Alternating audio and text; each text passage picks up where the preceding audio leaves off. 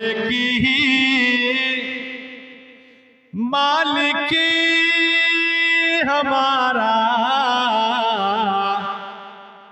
अरे की ही रहमानी रसूली करीम अम्माबाद फ़ऊज़ बिल्लाहि मिनश शैतानिर रजीम बिस्मिल्लाहिर रहमानिर रहीम।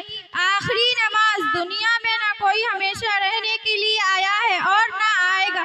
कोई बहादुर या पहलवान या डॉक्टर, हाकिम, बादशाह, वजीर हो या अरबी फकीर, सबको दुनिया से एक दिन जाना जरूर है। मगर मुसलमान की शान ये है कि इसकी जिंदगी की कोई खुशी और गम, इबादत और अताअत खुदावंदी से खाली नहीं होती।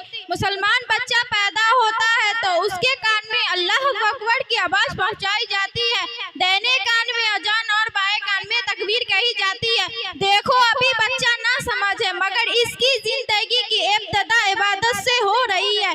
जब शादी होती है तो अल्लाह रसूल के हुक्म के मुताबिक निकाह पढ़ाया जाता है, खुतबा दिया जाता है, दावते वलीमा की जाती है। इस तरह ये खुशी की खास करीब इबादत ही के जरिए अंजाम पाती है। जब मुसलमान का आखिरी वक्त आता है तो उसके करीब कुरान मस्जिद की तिलावत की जाती है, कलमा की तलकीन की जाती है, रूह जिस्म से जुदा होकर अल्लाह ताला के पास चली जाती है और खाली जिस्म रह जाता है तो अल्लाह रसूल के हुक्म के मुताबिक नहलाकर धुलाकर सुबरूद खा कर दिया जाता है।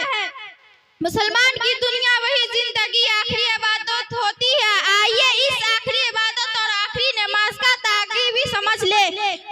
जनाजा की नमाज फर्ज कफाया है। अगर एक दो आदमी भी पढ़ लिया तो सब मुसलमानों की तरफ से फर्ज अदा हो जाता है, और किसी ने भी नहीं पढ़ा बगैर नमाज के जनाजा दफन कर दिया गया तो सब गुनाहगार